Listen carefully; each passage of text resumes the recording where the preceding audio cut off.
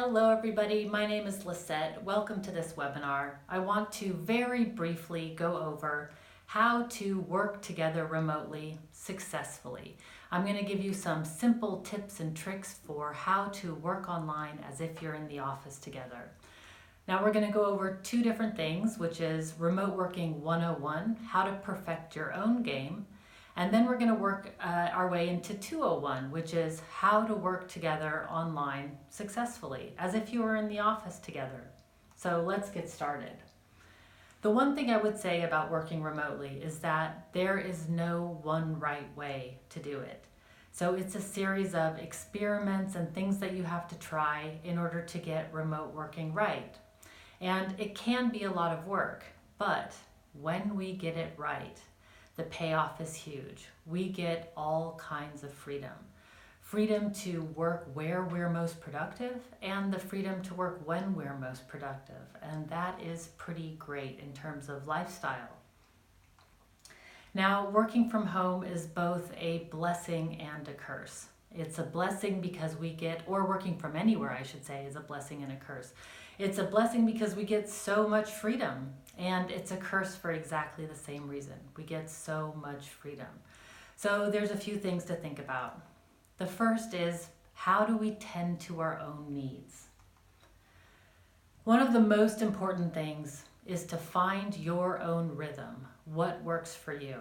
I was recently listening to the Tim Ferriss podcast where he was interviewing Neil Gaiman, and Neil basically said you've got to find your perfect day and then repeat that day over and over again, just like on Groundhog Day. So figure out, are you a morning person or are you an evening person? I know a lot of people that do their best work in the morning. For me, I'm an evening person. As soon as 7 o'clock hits, that's when I get my energy and I can really get into flow. So it just depends on what kind of person you are. Some people have forced schedules where you have to fit in the work in between those chunks of time. Like if you have to pick your kids up from school and then you've got a couple hours in the afternoon with them, you really have to force your schedule into a certain time box. So really learn how to work with that. A lot of people recommend getting up and not just getting straight to the computer, but in fact having some sort of a ritual of getting dressed in the morning, taking a shower, probably in the opposite order, and then sitting down at the computer. Another tip is to have a totally separate space for your workspace. So whether it's at home or whether you rent an office or you just have different places where you do your work, figure out what is it that works for you. And in the Michael Hyatt Full Focus Planner, which is a productivity planner, he recommends having a startup ritual and a shutdown ritual for the day so that your body gets used to, when I'm doing this, I'm starting up into work. And when I'm doing this, I'm shutting down. We used to have the commute, to have those rituals, some sort of commute of going into the office. But when you work from the same place that's not an office, you kind of have to create your own ritual, your own commute. Some people don't need it at all. Again, find what works for you. And then it's really important to work where you're most productive. And in order to do that, we have to figure out, where are we most productive? For me, it's my home office. I really love it. It's just here in an attic of my house, and it's got everything I need. It's got a great stereo system, tons of different monitors, neighbor cats that come over to visit, everything that I love. Some people, though, really cannot handle working from home. My husband, in fact, has had to rent an office because he hated working from home, so he rented an office. Whatever works for you, but figure out, where are you most productive? And then it's good to optimize for the different places that you're in. So sometimes I really need to get out of the house, so I go to a coffee shop or the library, sometimes a hotel lobby. But when I do that, I need to take a separate monitor with me. So what I did is I just went out and I bought one of these portable USB monitors, and it's not too big and it's super lightweight. So I can take it with me anywhere I want. Or for instance, if I'm traveling and I'm having to do a meeting from a hotel room, often hotel rooms have really terrible lighting. So I just bought these clip-on lights that go onto the back of my computer, and then I have great lighting from anywhere that I am. So really think about the place where you're most productive and then optimize for that place.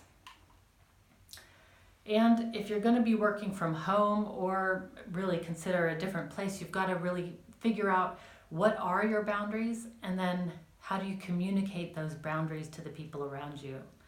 So for instance, I have a boundary of work time from 9 a.m. to 9 p.m. I don't work at that straight, but that's the hours within which I work, and I don't work after 9 p.m. It's just sort of a rule for myself. What rule do you need for yourself? Some people need digital detoxes. Some people need to take the entire weekends off. Some people like to have the fusion of just work life flowing whenever they feel like working or whenever they feel like being social. Again, what works for you. But the important thing to note here is we all need rest and time off from the continuous focus on particular topics. So we know that we need that. The question then just becomes, how can you build that in for yourself so that you don't experience burnout? Because that is usually a really big issue among remote workers. And then think about, what are your social needs? So for instance, I had said that I love my home office, but I love to be social. So what I've done is I've set up some virtual co-working sessions. This one right here is with my favorite virtual coworker, Gretchen, in California. We've been working together for 7 years online. And we do that just via video and working on our own projects together. There are even apps for that if you're looking for somebody to work with. There's FocusMate here, so you can look that up in the show notes. But think about, what is it that you need socially? A lot of remote workers feel lonely, and so if you're going to be working from home and you know that you need to be social, then really think about, how do you build that into your day? Where can you go to get those needs met? Okay, so that was a really quick overview of Remote Working 101. What do we need? How can we be good remote workers? What are the things we need to think about? Now let's talk about working together as a team. How do we work online as if we're in the office together? Again, there is no one right way to do this. And with a team, it's especially important to experiment with what works for this team. And remember, what works for one team isn't necessarily going to work for the other team. So you might try things and there's no rational or logical reason why they don't work. They just don't work. So I would say, move on, try the next thing. There's lots of things out there to try. And again, it can be a lot of work, but when we get it right, in this case, we get a stronger, more connected workforce, which is great. For those of us who love what we do, having a stronger and more connected workforce just enhances that. So the first thing I always recommend is get alignment on your team, and regardless of the tools and processes that you use, create a team agreement together. Outline those tools, outline the behaviors that you define as normal for your team, and just make sure that people agree on that. And there's lots of templates on the website for free that you can download. I'll put a link after the presentation that you can create a team agreement with. But it's a really good process. You would never just get an orchestra or a sports team together and say, okay, go play. So why do we do that with remote teams? The other thing that's really important about working together with a team is to create presence on the team.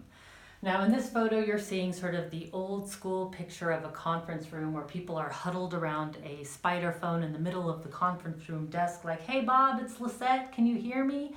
And I know a lot of people are still struggling with this kind of technology today, but we can do a lot better. And if we really want to create that trust and that camaraderie on our remote teams, we need to be able to see each other. And so we need to figure out ways of building presence. So I'm going to show you a whole bunch of different tools that people are using in order to do that. One, the thing that I said is we've got to turn the webcams on. So if we want to create presence and camaraderie, we need to be able to see each other. So there's lots of video conferencing tools out there where you can turn the webcams on. And I know there's a lot of people out there that don't like to do that, but it is undeniable that the spirit and the camaraderie that you build and the trust that you build when you can see each other on the team is so much more enhanced when the video is on than when it's off. So my advice to people is get over it. Turn your webcams on, even if it's just for 5 minutes in the conversation, it will do a world of wonder. Now, this is an example of a better conference room out there. So if you're going to have hybrid meetings where some people are remote and some people are in the room, then we need to make the remote people present in the room so that people can see them at as big a scale as as is appropriate, of course, and possible, and that we can hear each other really well, so that the remote workers aren't just these mosquitoes that are just kind of annoyingly sitting there making noise, but that they can hear and speak in the meetings. This is a picture of the office in Envato, a great office in Melbourne, Australia, where I had the pleasure of visiting. And this is their conference room setup. So you don't need to have super fancy equipment, but you do need to think about the infrastructure. They have here a video. This is where the remote participants beam in, and they've got a really great microphone in the middle of the table. And as you can see, having this video, it's like an extension of this table. So really all it requires is really great internet, video capability, and a great microphone, and you can do a lot with that. There's also some great tools out there, for example, Meeting Owl, which in these hybrid meetings, Meeting Owl is a 360-degree camera and microphone which auto-focuses on the person that's talking, which is great for a remote participant. So definitely check that out. And there's lots of teams that are creating presence together by just having consistent presence. So here, what you're seeing here, this is one team working in an office in Germany, and this here is another team working in another office in Germany, and they've got the video on with the sound on all day, so it's as if they're sitting in the same room together. So they have this consistent video presence. This is another office in Australia that I visited. This is in Melbourne, and this is their portal into the office that they work with in China, and that they have these monitors sitting all over their office. Where they can interact with each other all day long. The sound is on both ends. So you can see here that they can hang out together, they can talk, they can ask each other questions, they do their daily stand-ups here. Another way of staying connected. I'm going to move out into some far out territory, but bear with me here. I just want to show you where the market is headed. This is Sococo. It's a virtual office. It's exactly what it sounds like. It's an office that you go to online. Each one of these squares represents an office, and each one of these dots represents a person in that office. You can only see and hear the people that are in the same office as you, but you can see where everybody else is on the virtual floor plan. And instead of scheduling time to talk to people, you can now see when people are available and simply go knock on their virtual door. Very powerful for creating presence on remote teams. Sococo, of course, is not the only tool out there. There's many others, but just to give you an idea of the kinds. Now, there are also telepresence technologies. This is the Kubi. It's a portable telepresence device. You beam in just like any video conferencing tool, and what it allows you to do is move yourself from side to side. You can nod your head up and down so that you can see who's talking to you, and you can actually sit at the table with other people who are in the flesh. Now you can also do the opposite here. This is what Jeff's done. He's actually having a meeting with all the people beaming in via the Kubi, and he's the only one in person. You can also do that. So you're just showing you ways that you can get creative in this field. And of course, the market is moving along. This is a professor teaching in a virtual classroom. So with all of his students here that are beaming in, so he can see them and they can see him and the lesson plans. So another great way of using presence and technology to accomplish some of the same things. Some might argue that, oh, it's just not as good as being in person, and maybe it's not. But that's not the point. The point is, what if we can't be in person? What do we do then? And things like this are really powerful options. Now, along with the Kubi, there is the Beam Pro, which is a drivable telepresence technology tool. Again, you beam into one of these devices. They're about person height, and you drive yourself around using the arrow keys on your keyboard. And at the Suitable Technologies office in California, they have 50% of their office in the flesh and 50% of their office that are beaming in robots every day. So as you can see, this kind of technology also works. And virtual reality is one of the next steps. There are lots of different virtual reality tools out there. This one is called Roomy. It's made specifically for remote teams. You put on your glasses, you enter your virtual office, go into your virtual conference room to find your virtual colleagues standing around a virtual whiteboard talking and having a meeting together. Again, most people are still struggling with spider phones and old technology, but you can see that with just a little bit more attention, there's some pretty fun things that are happening out there.